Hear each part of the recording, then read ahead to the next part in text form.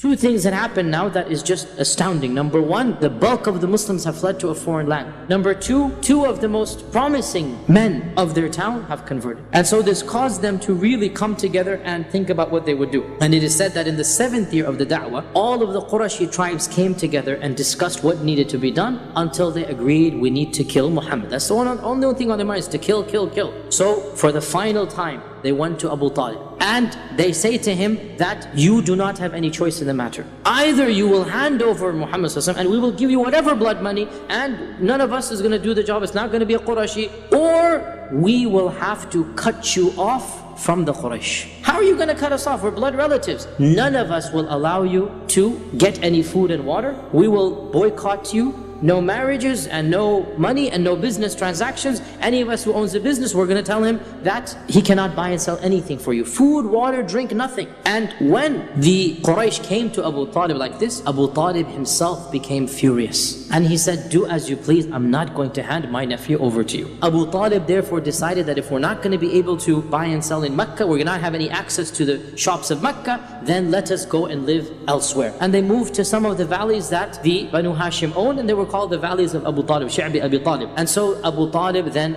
left to live in that valley, and every single person from the Banu Hashim and the Banu al-Muttalib, they voluntarily went into what is called the famous boycott. And in order to solidify this, the Quraysh came together and wrote a pact amongst themselves. What is the treaty? Nobody will buy and sell to the Banu Hashim. Nobody will marry into or from the Banu Hashim. Nobody will basically socialize with the Banu Hashim. So it is a boycott of an economic, a political, a social level. And they wrote a treaty and they hung it inside the Kaaba, and of course nobody entered the Kaaba. So they locked the door and it was inside the Kaaba. It is said that Bu'ayd ibn Amr was the one who wrote this treaty, and the Prophet made dua against him and his hand became paralyzed until he died. And so for 2 or 3 years they lived in this abandoned basically valley, eking out an existence, getting rainwater, eating from the shrubbery and the leaves. Bilal says that we began defecating like goats defecate. Droppings. Our droppings couldn't be told different from the goats. And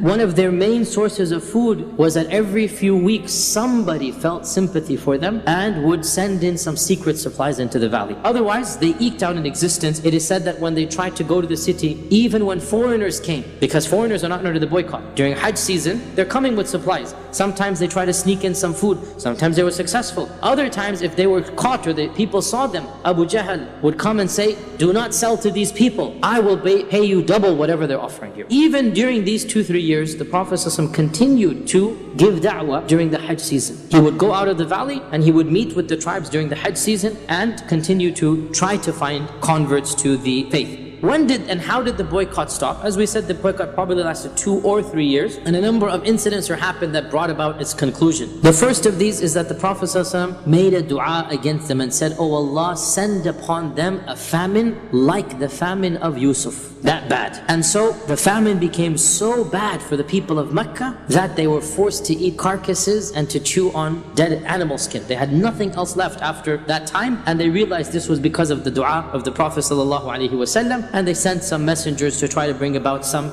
reconciliation. The second incident is that some of the people of Quraysh whose hearts were softer, we already said this, they decided that they should do something to break the pact. And so the main one here was Hisham ibn Amr. Hisham ibn Amr felt that he needed to do something. So he called his friend Zuhair ibn Abi Umayma and they said, what can we do to bring about an end to this boycott? So they said, first thing we need to do is to bring about all of the people who are sympathetic, get them together. So they thought, who can they invite? And they invited Mutim ibn Adi, number 1 on their list. Mutim ibn Adi, let's bring him in. Abu al-Bukhtari ibn Hisham, other people, 3, 4, 5 people whom they knew did not like the boycott. And then they said, what can we do? What plan can we do? So Zuhair said, I have a plan. The next day, they went to the Kaaba and they all seated where they usually sit. Everyone goes to his place in this corner, that corner, that corner. So Zuhair stood up and he said, for how long are we going to starve our own kith and kin to death? Abu Jahl became furious. Who do you think you are? We all agreed to this treaty. So when he said this, Hisham stood up. No, I didn't agree. You agreed.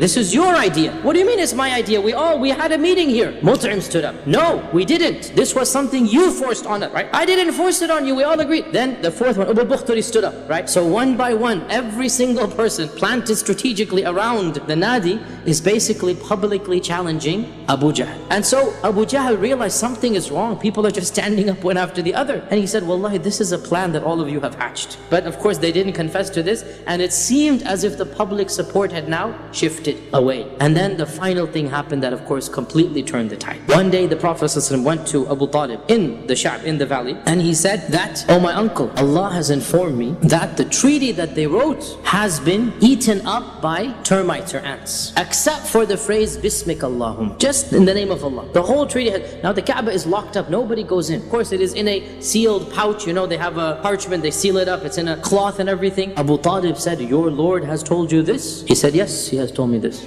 Abu Talib said, I will stake my whole case on this. He said, yes, stake it on this. So Abu Talib then, for the first time since the enactment of the treaty, marched back with a group of basically non-Muslims of the Banu Hashim, and he said, oh my people, let's forget about everything, let's just bring out this treaty and let's see if we can reach a negotiation and deal. So they became happy that maybe you're gonna agree to hand over the Prophet. So they took out the treaty from the, it's still in the capsule or still in the cloth, right? And they put it here. Now Abu Talib said, my nephew has informed me that his Lord has told him that the treaty is no longer in existence. Everything has been eaten except Bismik Allahum. So my challenge to you is, Abu Talib stakes it all on his iman in the Prophet telling the truth. My challenge to you is, if that is the case, then let us be and we'll return to Mecca. And we'll ignore the whole incident basically. And if it's not, then I'll hand over him to you instantaneously. Do with him as you please. So they said, well, of course, I mean, it seems obvious to them. Why would that possibly harm them? And so they opened up the bag, they opened up the cloth, and lo and behold, there was no treaty except for the phrase, Bismik Allahum. And they were furiated. They said this is of the sihr or magic that he's done, but they couldn't do anything because the promise had been given, and therefore